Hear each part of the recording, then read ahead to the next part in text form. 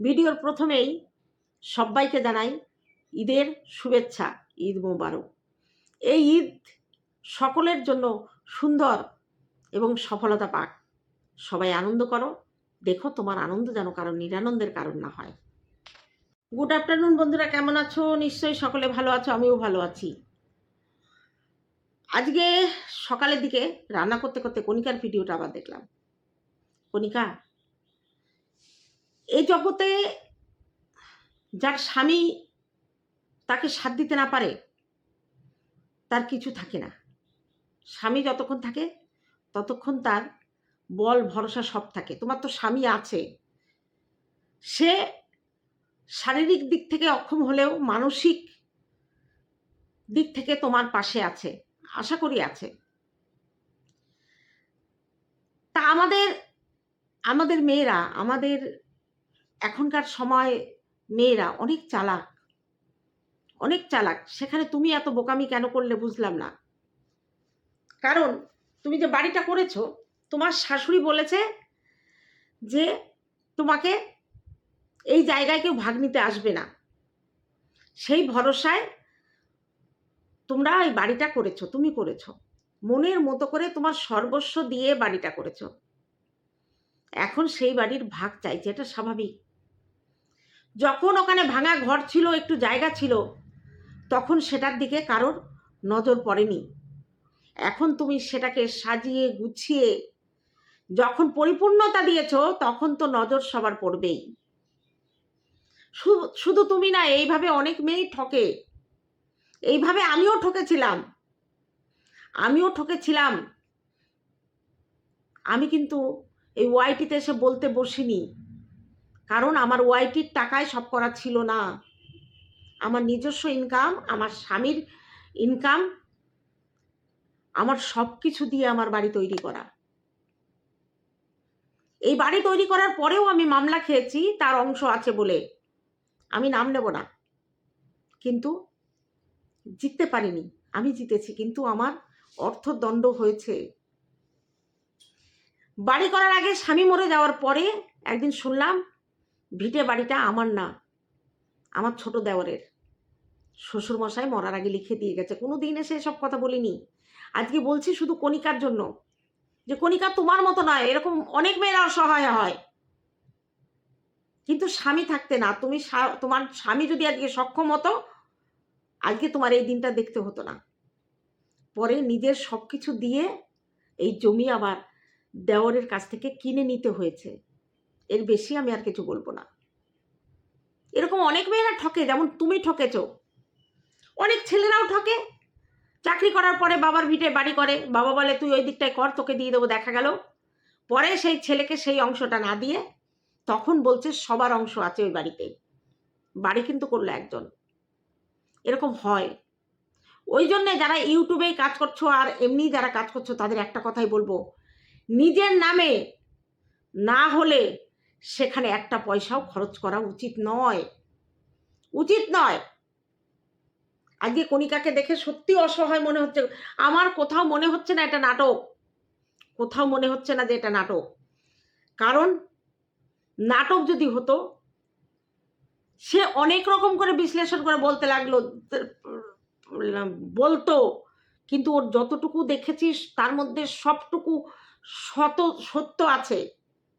ও যদি এসে বলে প্র্যাঙ্ক, তাও আমি বিশ্বাস করবো না, এটা সত্যি ঘটনা, এরকমই হয়। আজকে বাবা মার সম্পত্তিতে প্রত্যেক সন্তানের সমান অধিকার আছে, আমি এটা মানি। কিন্তু সেই সম্পত্তি যদি তাদের সমান অংশ করে মা বাবা ভাগ করে না দেয়, তার জন্য তো ছেলেমেয়েরা দোষী হয় না। কণিকার শাশুড়ি যখন বলেছে যে এই জায়গা আর কেউ নিতে আসবে না, এটা তোমাদেরই থাকবে, তোমরা ইনভেস্ট করো, তাহলে সেটা তখন তোমাদের নামে লিখে নাওনি কেন কণিকা? কেন কণিকা? আজকে তুমি দেখেছো দুধ কলা দিয়ে তুমি কালসাপ পুষেছো। আজকে তোমার ভাগ্নি, যাকে বড় মেয়ে বলতে, যাকে সন্তানের মতো করে মানুষ করেছো, সে তার মার ভিডিওতে এসে চটাং চটাং করে কথা বলছে। আমি অবাক হয়ে যাচ্ছি। কোয়েলের কথা শুনে। কোয়েলের কথা শুনে আমি অবাক হয়ে যাচ্ছি। তার মা বলছে আমার স্বামী আমাকে কোথাও ঘুরতে নিয়ে যায় না, আমার শখ পূরণ করে না, আমার সব কিছু দায়িত্ব কর্তব্য আমাকে করতে হয়, সে কিছু করে না। আমি প্রচুর খেটেছি, ছোটবেলায় আমার মা বিয়ে দিয়েছে, মা বাবা, আমার জীবনে শখ শান্তি পূরণ হয়নি, অতএব আমি এই স্বামীর কাছে আর ফিরবো না। তবে হ্যাঁ, আমি যদি কোনো ভালোবাসার মানুষ পাই যে আমাকে সুখে রাখবে, সারাদিন পরে এসে জড়িয়ে ধরে বলবে আমি তোমাকে ভালোবাসি, তুমি কেমন আছো, আমি সেই পুরুষের কাছে থাকব। একটা প্রাপ্তবয়স্ক, কোয়েলের প্রাপ্তবয়স হয়েই গেছে, মাধ্যমিক পাস, মানে সে সব বোঝে। তার সামনে তার মা বলছে, তার বাবা জীবিত থাকতে এখনো ডিভোর্স হয়নি, সে বলছে অন্য পুরুষের কথা। আজকে সোনা বলছে সে অন্য পুরুষের কথা ভাবছে। বলছে আমি কেন ভাববো না, আমি তো জীবনে সুখ পাইনি। তোমার স্বামী তোমাকে সুখ দেয়নি বলে তুমি পরপুরুষের খোঁজে, পরপুরুষের জন্য নিজেকে তৈরি করছো, আর গিয়ে উঠছো তোমার বৌদির ইনকামে যে বাড়িটা চলে সেই বাড়িতে। একবারও ভাবলে না কণিকা একটা মেয়ে ভরা যৌবন নিয়ে তোমাদের বাড়িতে এসেছিল, সে স্বামীর কাছ থেকে কি পেয়েছে? ওই একটা সন্তান। সে যদি কষ্ট পায়, সে যদি ব্যালকনিতে দাঁড়িয়ে কাঁদে, তার পিঠে হাত রেখে বলার কেউ নেই যে কণিকা তুমি কাঁদছো কেন, আমি তো আছি, তুমি আমার দিকে তাকাও, আমাকে জড়িয়ে ধরে বাঁচো। এই কথাটা বলার ক্ষমতা তো উজ্জ্বলের নেই। ভগবান তাকে সেই অবস্থা করে রাখেনি। বিয়ের পরে যদি এই অবস্থা হয়, অনেক মেয়েরা স্বামী ছেড়ে যেতে পারে না, কিন্তু বিয়ের আগেই তো কণিকা জানতো যে সে এরকম, সে জেনে শুনে এসেছে। কই, তার তো কোনোদিন একটা অভিযোগ নেই, তার তো তোর দাদার প্রতি, তোমার দাদার প্রতি কোনো অভিযোগ নেই। সে জানে তার স্বামী পঙ্গু, তার স্বামী অসহায়, সে কোনোদিন তার সন্তানকে আদর করতে পারবে না দাঁড়িয়ে, তার বউকে কোনোদিন আদর করে পিঠে হাত দিয়ে বলতে পারবে না আমি আছি। আজকে ওই কোয়েল মেয়েটা ছোটবেলা থেকে মামির হাতে হাতে মানুষ হয়েছে, আর এখন তার যেই চোখ ফুটে গেছে, ডানা উড়ে গেছে, ডানা গজিয়েছে, এখন সে ফরং ফরং করছে। লজ্জা করে না কোয়েল? লজ্জা করে না, তাই না? বড্ড পটর পটর করে কথা বলছো। আজকে যে মেয়েটা প্রত্যেকটা সংসারের প্রত্যেকটা লোকের সুখ সুবিধা দেখেছে, আজকে তোর মা তার কাছে ভাগ চাইছে, তোর মা তার কাছে ভাগ চাইছে। কেন দেবে ভাগ? কেন দেবে? কার ইনকাম এটা? বাড়িটা কার টাকায় করেছে? তার নিজের ইনকামের টাকায় করেছে। তোর দাদু নেই, তোর ঠাম্মি কোনো কাজ করে না, তোর দাদা কোনো কাজ করে না, তোর মা এ বাড়িতে এসে কেন হামলা করে? এটা বলতে পারিস না? তোর এখন পড়াশুনো করার বয়স, কেন বড়দের মধ্যে ঢুকছিস? আর তোর মা তোকে ঠিক তৈরি করে নিচ্ছে, তার নিজের মতো করে, নিজের মতো করে তৈরি করে নিচ্ছে। তোর মা সব কিছু পারে, জমি কিনেছে, তার স্বামী নাকি কিছু করে না। এগুলো পায় কোথায় তোর মা? কোথা থেকে পায়? তার যদি জমি কেনার ক্ষমতা থাকে, তাহলে একটা কুড়ে ঘর সেখানে করে নিতে পারছে না, আর এসে অসহায় দাদা বৌদির ঘাড়ে এসে উঠছে। কেন? চাকরি করে যে বাড়িটা দেখালি তোরা, সেই বাড়িতে গিয়ে উঠতে পারিসনি? উঠতে পারিসনি, তাই না? আমরা ভাবতাম কণিকার শাশুড়ির বুঝি বিচার সমান। ওই অসহায় মেয়েটাকে বাড়িতে কাজের মেয়ে হিসেবে রেখে নিজের সন্তানের দায় দায়িত্ব সব তার কাঁধে চাপিয়ে দিয়ে, আবার তার ইনকামে 3 বেলা ওরা অষ্টে পৃষ্ঠে গিলছে। একবারও মনে করে না ওই ভদ্রমহিলা যে তার ছেলের কোনো ইনকাম নেই, এই পরের মেয়ের ইনকামে আমাদের সংসার চলে, তাহলে আমার মেয়েরা এসে গলাবাজি করবে, আমি সেটা কেন প্রশ্রয় দেব? কেন প্রশ্রয় দেব? আজকে তোমরা ছোটবেলায় মেয়েকে বিয়ে দিয়েছো, তার দায়িত্ব কণিকা নেবে না?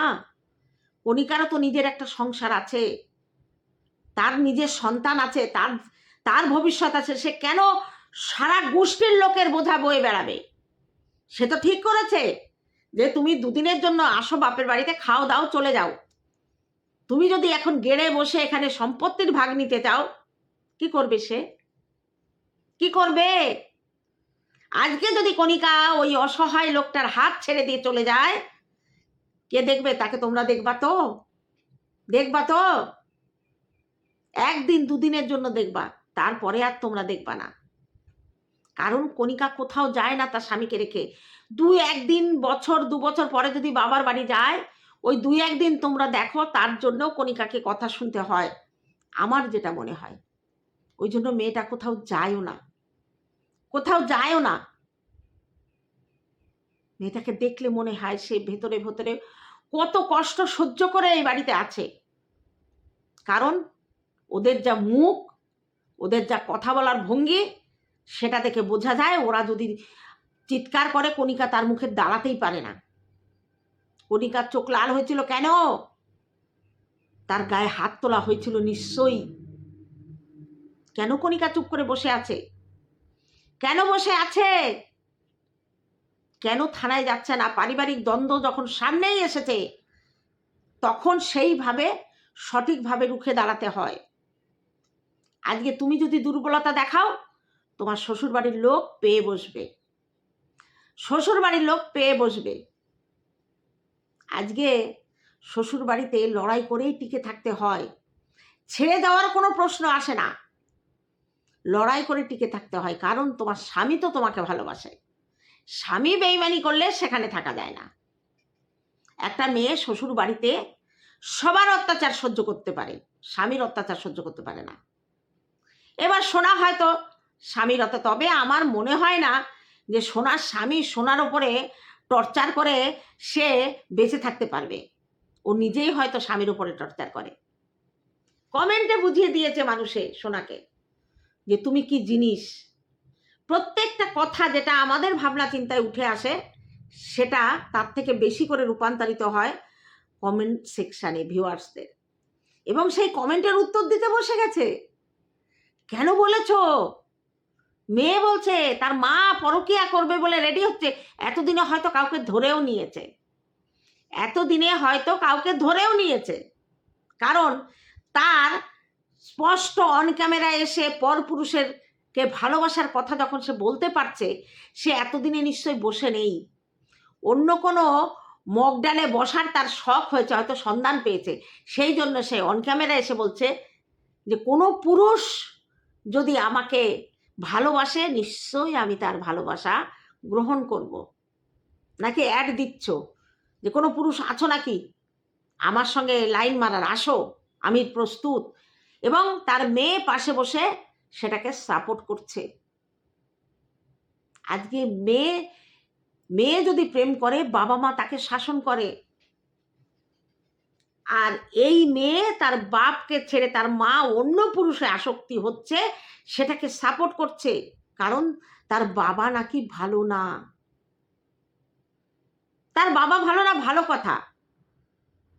তোমার বাবা ভালো না কোয়েল, তোমার মাকে নিয়ে তুমি আলাদা থাকো। মামা বাড়িতে হঠাৎ কেন? তুমি আছো, থাকো। তোমার মা তো ছোট্ট একটা ঘর নিয়ে আলাদা থাকতে পারে। তোমার দায়িত্ব নিয়েছে, আবার তোমার মায়ের দায়িত্ব নেবে, কোন ধরনের কারবার?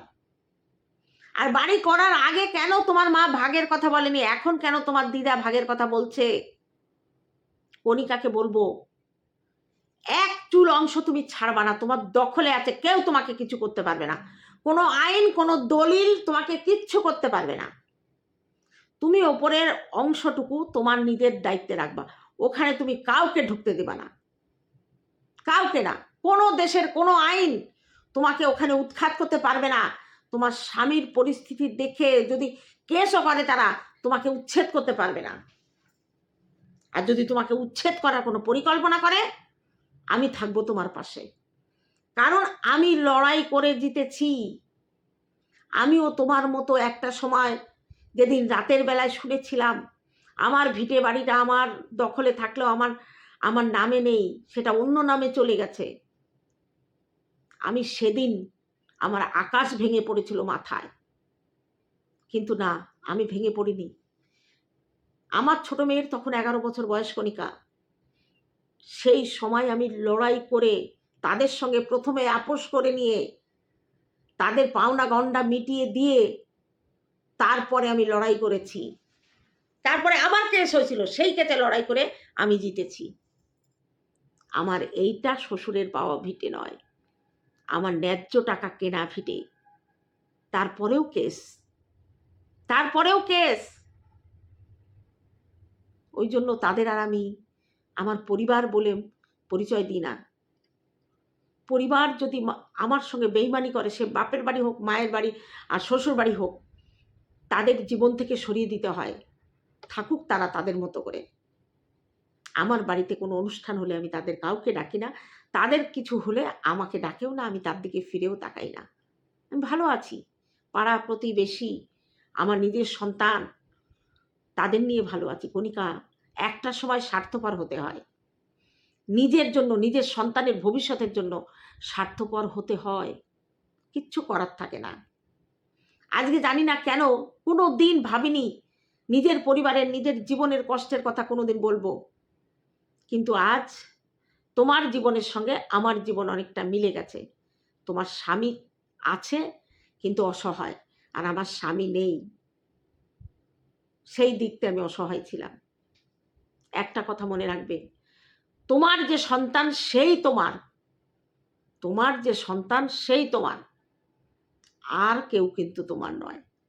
দায়িত্ব কর্তব্য পালন করতে যতটুকু লাগে ততটুকুই করতে হয়। হ্যাঁ, শ্বশুর বাড়ির লোক ভালো হলে তাদের মাথায় করে নাচতে হয়। লাথি মারলে উল্টে মারতে হবে, লাথি খেয়ে চুপ করে বসে থাকার সময় এখন আর নেই তোমার। আজকে মেয়েদের বিয়ে দিয়েছি, শ্বশুর বাড়ি খুব ভালো, তারা এত ভালো তাদের মাথায় করে নাচতে ইচ্ছা করে, কিন্তু আমি সেই সৌভাগ্য করে আসিনি। দেখো, এটা সৌভাগ্যে থাকা লাগে। কোনো বাড়ির বউদের শ্বশুর বাড়ির লোক ভালোবেসেও তাকে ধরে রাখতে পারে না, তারা সংসার ছেড়ে পরকীয়া করে বাড়ির বাইরে চলে যায়।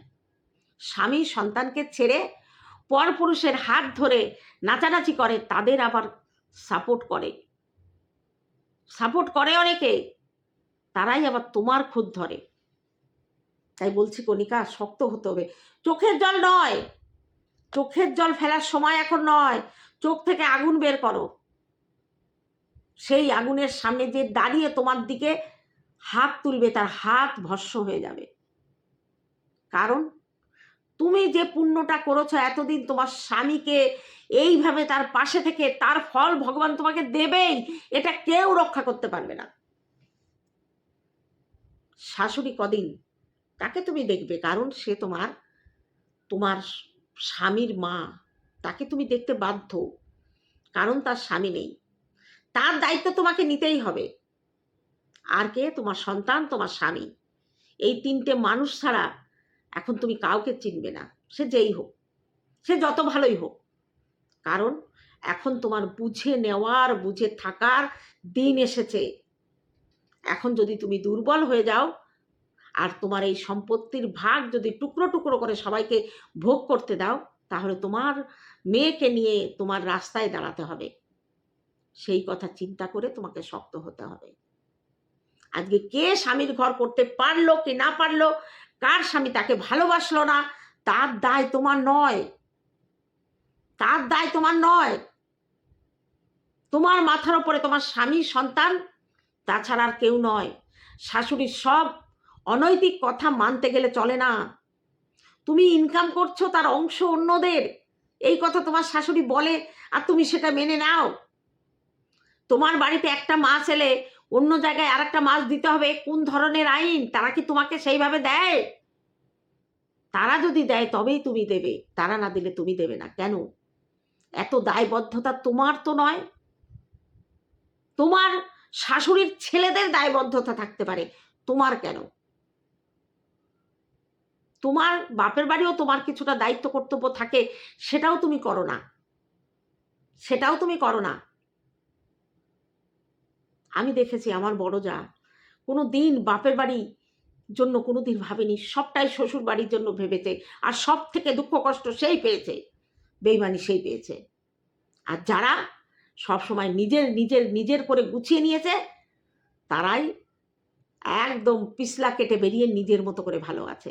এটাই জগৎ, এটাই জগৎ। তুমি যত চারিদিকে তাকাবে তত তোমাকে সবাই ছেঁকে ধরবে। চোখ বন্ধ করতে শেখো, চোখ বন্ধ করতে, প্রতিবাদ করতে শেখো। আজকে সোশ্যাল মিডিয়ায় বলার দরকার নেই, তুমি তোমার মতো করে তোমার সংসারে প্রতিবাদ করো। যা হচ্ছে ওরা যা বলে বলুক, তুমি সোশ্যাল মিডিয়ায় আর কিছু বলো না। তোমাকে কেউ খারাপ ভাববে না, কেউ খারাপ ভাববে না। তুমি যত সোশ্যাল মিডিয়ায় এসে এগুলো বলবা তত সবাই মজা লুটবে। আজকে তোমাকে হয়তো খারাপ বলছে না, দুদিন পরেও তোমাকেও খারাপ বলবে, যে তুমিই বা কেন বলতে যাচ্ছ। তারা বলুক না, তোমার পরিচয় তো সবাই জানে। তুমি 2টো ভিডিও দিয়েছ, ক্লিয়ার হয়ে গেছে, ক্লিয়ার হয়ে গেছে। এরপরে যদি তুমি আবার এটা নিয়ে ভিডিও করতে বসো, তখন কিন্তু মানুষ অন্যরকম ভাববে তোমাকে। ভাববে তোমার ভিউজের নেশা, ভাববে তুমি তোমার পড়া ভিউজ তুলতে চাইছো। যদি তাই হয় প্রতিদিন বসো। আমাদের তো কন্টেন্ট পেলে কোনো অসুবিধা নেই, আমরা কন্ট্রোভার্সি ক্রিয়েটার, শকুনের নজর দিয়ে সবার চ্যানেল ঘুরে ঘুরে বেড়াই। কন্ট্রোভার্সির মতো কোনো সাবজেক্ট থাকলে অবশ্যই কন্ট্রোভার্সি করব, ভদ্র ভাষায় যুক্তি তর্ক দিয়ে। তাহলে তোমারও কিছু বলার থাকবে না। তাই বলছি, কণিকা শেষবারের মতো বলছি, এবং সাবধানও করছি, সোশ্যাল মিডিয়ায় নয়, প্রতিবাদটা তোমার সংসারে করো। এখানে এসে প্রতিবাদ করলে মানুষে মজা লুটবে, কেউ তোমার পাশে গিয়ে দাঁড়াবে না। বরঞ্চ ওদের কমেন্ট বক্সে গিয়ে একরকম বলবে, তোমার কমেন্ট বক্সে এসে আর একরকম বলবে। তোমার উচিত তোমার সংসারে প্রতিবাদ করা, তোমার জীবনে প্রতিবাদ করা, রুখে দাঁড়ানো, যে না, এটা চলতে দেওয়া যাবে না, এটা আমি মানব না। নিজের প্রতিবাদ সোশ্যাল মিডিয়ায় নয়, নিজের পরিবারে রুখে দাঁড়ালে না, 10টা মানুষ যদি তোমার দিকে তেড়ে আসে, তুমি দৌড়ালে তারা পিছনে আরো হই হই করে দৌড়াবে। ওই 10টা মানুষ 1000 হয়ে যাবে, কারণ দৌড়ানো দেখলে মানুষও দৌড়াবে, যে কি হচ্ছে দেখা যাক। কিন্তু যখন 10টা মানুষ ছিল, তখন যদি তুমি না দাঁড়িয়ে, না দৌড়ে রুখে দাঁড়াতে, তারা পিছু হটতে বাধ্য হতো।